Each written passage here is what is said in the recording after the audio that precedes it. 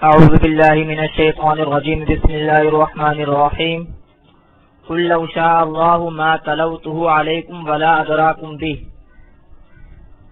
پیچھے ذکر ہوا تھا کہ مشرکین نے یہ کہا اور یہ مطالبہ کیا کہ اس قرآن کے علاوہ لے آؤ یا اس قرآن کو بدل دو، یعنی ہمیں اس کے اندر جو باتیں ہیں وہ پسند نہیں ہیں اور وہ ہمارے موافق نہیں ہیں، اس لیے وہ باتیں بدل دو یا پورا قرآن ہی بدل دو۔ تو اس کا جواب اللہ نے دیا تھا کہ آپ یہ کہہ دیجئے، آپ بتا دیجئے کہ میں تو صرف وہی کی پیروی کرتا ہوں، جو میرے پاس پیغام آتا ہے مجھے تو وہی پہنچانا ہوتا ہے، اگر میں اس میں کچھ گڑبڑ کروں تو مجھے بڑے دن کے عذاب کا خوف ہے۔ اور آگے مزید سمجھاتے ہیں کہ دیکھو یہ اللہ رب العزت کا کلام ہے، میرا اپنا کلام نہیں ہے، میری اپنی باتیں نہیں ہیں، اس لیے کہ میں تمہارے معاشرے میں، تمہارے ماحول میں، تمہارے ساتھ سالوں سے مقیم ہوں، سالوں سے رہائش پذیر ہوں، تو تم نے اس وقت تو ایسی باتیں نہیں سنی ہوں گی، اس وقت تو مجھ سے ایسے الفاظ اور جملے نہیں سنے ہوں گے، تو لیکن اب جب تم ایسا کلام سن رہے ہو تو وہ کلام میں کیسے کر رہا ہوں؟ مثال کے طور پر سمجھانے کے لیے سمجھا رہا ہوں میں کہ جیسے فرض کریں کہ کوئی پڑھا لکھا آدمی ہوتا ہے یا اس سے بھی نیچے لے لیں، مثال کے طور پر بچہ ہے، بچہ کچھ صحیح طرح نہ بول سکتا ہے، نہ بتا سکتا ہے، نہ اچھے مضامین وغیرہ بتا سکتا ہے، نہ اچھا کلام کر سکتا ہے، پھر چلو پڑھ لکھ گیا تو پڑھنے لکھنے میں ٹھیک ہے فرق آیا، لیکن مزید پھر فرق آتا ہے، نکھار آتا ہے، مطلب ایک عمر لگتی ہے، ایک ٹائم لگتا ہے، اور اس میں پتہ چلتا ہے کہ ہاں جی اب یہ ہو رہا ہے، اب یہ ہو رہا ہے، اب اس کی کنڈیشن یہ ہے، اب اس کی صورتحال یہ ہے۔ تو حضور صلی اللہ علیہ وسلم تو اپنے لوگوں میں جو رہتے تھے تو حضور صلی اللہ علیہ وسلم نے اتنا فصیح و بلیغ کلام اس سے پہلے تو کیا نہیں، ایسے بہترین مضامین توحید وغیرہ کے پہلے تو پیش کیے نہیں، تو اگر یہ حضور صلی اللہ علیہ وسلم کا اپنا کلام ہوتا، اپنی باتیں ہوتی، تو اس کی جھلک پہلے بھی تو نظر آتی، پہلے بھی تو کچھ محسوس ہوتا کہ ہاں یہ آدمی اسی طرح کی باتیں کر رہا ہے۔ تو جب اچانک 40 سال تک اس ماحول میں رہیں، وہاں رہائش تھی 40 سال سے، اسی ماحول میں پلے بڑھے، تو اچانک جب اس طرح کا کلام پیش کر رہے ہیں جس کا کوئی مثل لانے سے قاصر ہے، جس کا کوئی مقابلہ کرنے سے قاصر ہے، یہاں تک کہ سمجھ میں نہیں آتا تو جادو بولتے ہیں اس کو، تو ایسا کلام کون اچانک کر سکتا ہے؟ ایسے لازماً اللہ کی طرف سے دیا گیا ہے، اسی لیے یہ کلام جو ہے وہ صادر ہو رہا ہے، ورنہ اس کی پہلے سے بھی کچھ جھلک نظر آتی، پہلے سے بھی کچھ اندازہ ہوتا، پہلے سے بھی کچھ تعلیم و تربیت ہوتی۔ حالانکہ حضور صلی اللہ علیہ وسلم نے تو کسی سے باقاعدہ لکھنا پڑھنا بھی نہیں سیکھا، کسی سے باقاعدہ لکھنا پڑھنا بھی نہیں سیکھا۔ پھر اس کے علاوہ جیسے آگے آ رہا ہے کہ دیکھو اس سے بڑا ظالم کون جو اللہ پر جھوٹ باندھے، تو حضور صلی اللہ علیہ وسلم تو نبوت سے پہلے ہی صادق و امین مشہور تھے، سچے امانت دار، نبوت سے پہلے ہی مشہور تھے سچے اور امانت دار، تو حضور صلی اللہ علیہ وسلم کیسے اپنی طرف سے کلام بنا کر اللہ کی طرف اس کو منسوب کر سکتے ہیں؟ اللہ کی طرف کوئی ایسی بات منسوب کرنا جو اللہ کی طرف سے نہ ہو، اس سے بڑا ظلم کیا ہوگا اور اس سے بڑا جھوٹ کیا ہوگا؟ تو حضور صلی اللہ علیہ وسلم یہاں پر سمجھا رہے ہیں، فرمایا قل لو شاء اللہ ما تلوت علیکم، آپ کہہ دیجئے کہ اگر اللہ تعالیٰ چاہتا تو میں نہیں پڑھتا اس کو تمہارے اوپر، یہ اللہ کی مشیت ہے، اللہ کا کلام ہے کہ میں اس کو تمہارے اوپر پڑھ رہا ہوں، میں تمہارے سامنے جو پڑھ رہا ہوں، تمہارے سامنے جو جملے میں ادا کر رہا ہوں، آیتیں جو پڑھ کے سنا رہا ہوں، یہ اللہ کی مشیت ہے، اللہ نے دیا ہے، میری اپنی مشیت نہیں ہے۔ اگر اللہ تعالیٰ چاہتے قل لو شاء اللہ ما تلوتہ، آپ کہیے کہ اگر اللہ تعالیٰ چاہتے تو ما تلوتہ علیکم، میں نہ پڑھتا اس کو تمہارے اوپر، تو میں جب اس کو پڑھ رہا ہوں تو یہ اللہ کی مشیت ہے۔ ولا ادراکم بھی، اور میں نہ بتاتا تم کو وہ، اس میں جو باتیں ہیں، اس میں جو خبریں ہیں، اس میں جو مضامین ہیں، اگر اللہ تعالیٰ چاہتا تو میں نہیں بتاتا تم کو، لیکن اللہ تعالیٰ چاہتا ہے تو بتاتا ہوں میں تم کو۔ تو یہاں پر دو چیزوں کا ذکر ہوا، تلاوت اور بتانا، یعنی ایسے جملے، فصیح و بلیغ جملے پڑھ کے سنانا اور تلاوت کرنا، یہ اللہ تعالیٰ چاہتا ہے، اس لیے میں یہ کلام تمہارے سامنے پیش کرتا ہوں۔ اور اس میں جو مضامین ہے وہ اگر اللہ تعالیٰ چاہتا ہے میں نہیں بتاتا تم کو، تو اللہ تعالیٰ چاہتا ہے اس لیے میں تم کو یہ مضامین بتاتا ہوں، یہ باتیں بتاتا ہوں۔ تو فما قل لو شاء اللہ ما تلوت علیکم ولا ادراکم بھی، آپ کہیے اگر اللہ تعالیٰ چاہتا میں نہ پڑھتا اس کو تمہارے اوپر اور میں نہ بتاتا تم کو وہ۔ فقد لبثت فیکم عمرا من قبلی، بس میں ٹھہرا رہا تم نے ایک عمر اس سے پہلے، نبوت سے پہلے بھی تو میں کتنا عرصہ تمہارے ساتھ رہا ہوں، تمہارے میں رہا ہوں، تو تم نے اس وقت تو میرے سے ایسا کلام نہیں سنا ہوگا اور ایسی باتیں نہیں سنی ہوں گی۔ افلا تعقلون، بھلا کیا تم پھر سمجھتے نہیں ہو؟ تو سمجھتے نہیں ہو کہ یہ جو کلام میں کر رہا ہوں اور یہ جو اتنی اچھی اچھی باتیں بتا رہا ہوں تو میں یہ کہاں سے لا رہا ہوں؟ ظاہر سی بات ہے اللہ رب العزت کی طرف سے بھائی آتی ہے، اللہ رب العزت کا کلام ہے، اس لیے یہ کہنا کہ اس کو بدل دو یہ بالکل تمہارا غلط مطالبہ ہے۔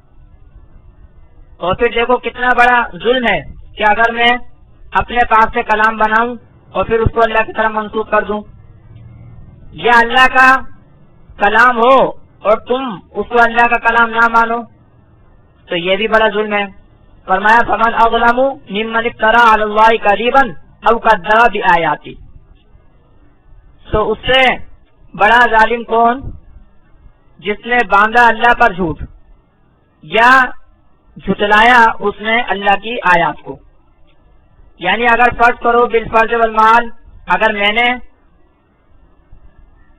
اللہ پر جھوٹ باندھا، میں نے اپنی طرف سے کلام بنایا اور اللہ کی طرف منسوخ کر دیا، تو مجھ سے بڑا ظالم کون؟ اور اگر اللہ کا کلام ہے اور تم نے اس کو جھٹلایا تو تم سے بڑا ظالم کون؟ تو میں تو نہیں اس کو بدل سکتا اور یہ میرا کوئی اختیار اور حق نہیں ہے۔ فمن اظلم ممن افترى علی اللہ کذبا او کذب بآیاتی، تو اس سے بڑا ظالم کون جس نے باندھا اللہ پر جھوٹ یا جھٹلایا اس کی آیتوں کو۔ انہ لا یفلح المجرمون، تحقیق اللہ تعالی کامیاب نہیں کرتا مجرموں کو، اللہ تعالی نجات نہیں دیتا، چھٹکارا نہیں دیتا۔ انہ لا یفلح المجرمون، تحقیق مجرم لوگ فلاح نہیں پاتے، کامیاب نہیں ہوتے، چھٹکارا نہیں پاتے۔ جو کوئی اللہ پر جھوٹ باندھے اس سے بڑا ظالم کون؟ تو وہ بھی مجرم ہے۔ جو کوئی اللہ کی آیات کو جھٹلائے اس سے بڑا ظالم کون؟ وہ بھی مجرم ہے۔ اور مجرم لوگ جو ہے کبھی بھی فلاح نہیں پاتے، کبھی بھی نجات اور چھٹکارا نہیں پاتے۔ انہ لا یفلح المجرمون، تحقیق گناہگار لوگ چھٹکارا نہیں پاتے۔ آگے اللہ رب العزت جو مشرکین کرتے ہیں اس کے بارے میں بتا رہے ہیں۔ یعنی ابھی تو وہ بتایا کہ جو وہ حضور صلی اللہ علیہ وسلم سے مطالبہ کرتے تھے اور ان سے کہتے تھے، اس کا جواب دیا۔ اب بتا رہے ہیں کہ دیکھو یہ جو مشرکین جو کچھ کرتے ہیں یہ کیسا بے وقوفوں والا کام کرتے ہیں اور کتنا غلط کام کرتے ہیں۔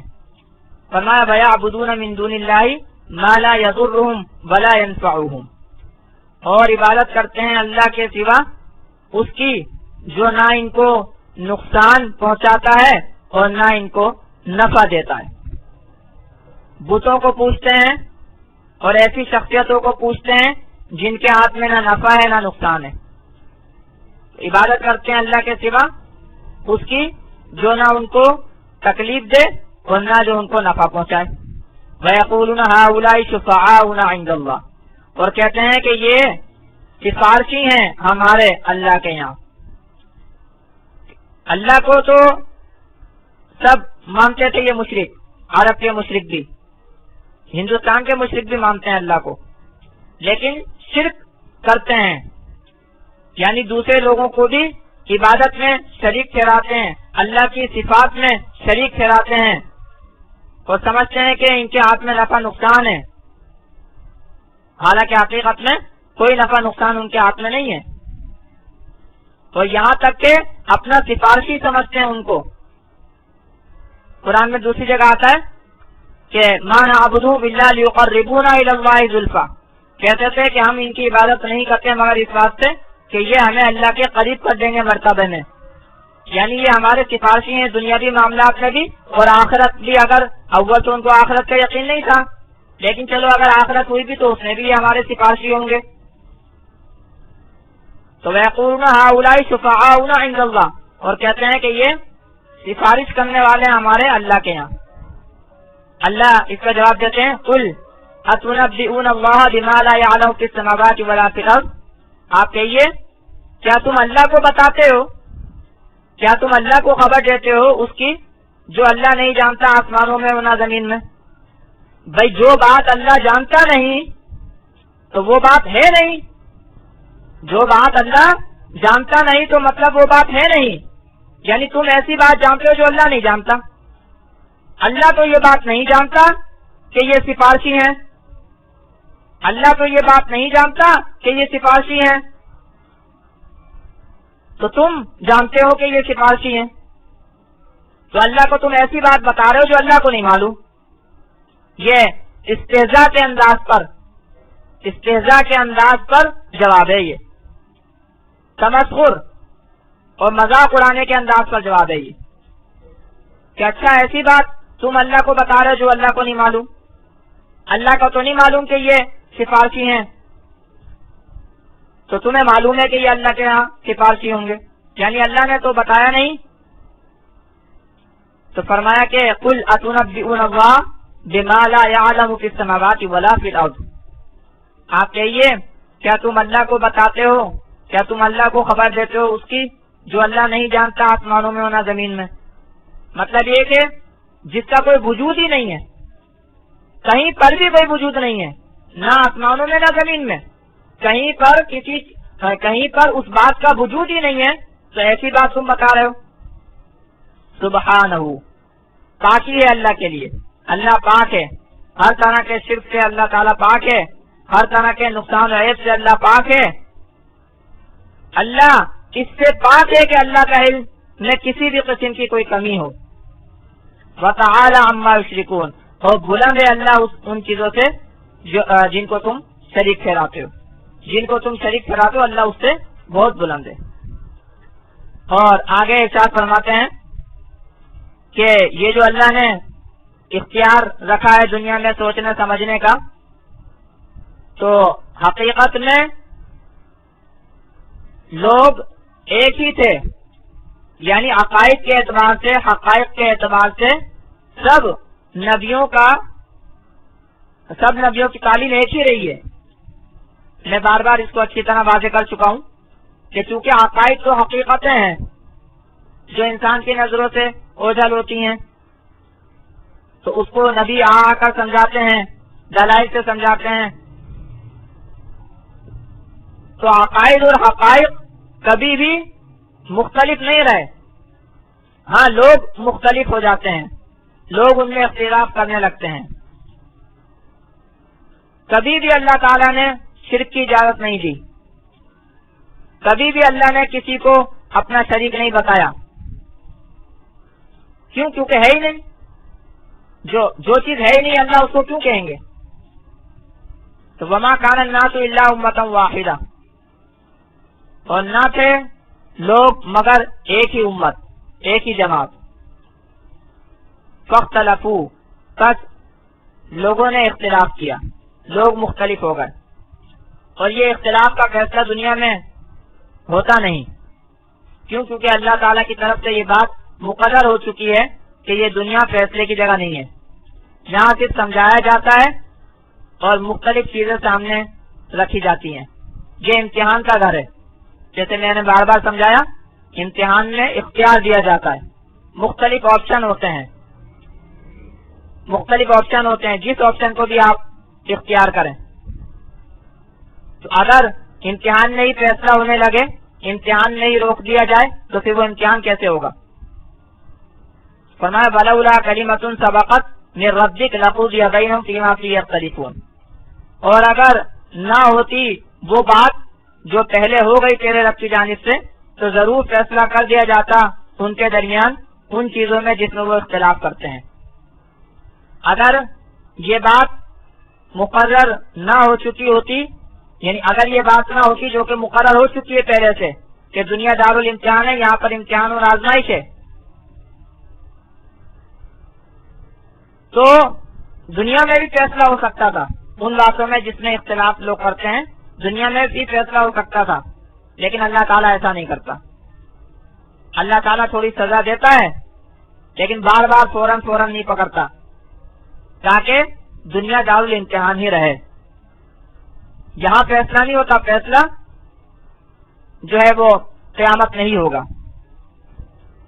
فرمایا وَلَوْلَا كَلِمَةٌ سَبَقَتْ مِنْ رَبِّكَ لَقُضِيَ بَيْنَهُمْ فِيمَا فِيهِ يَخْتَلِفُونَ.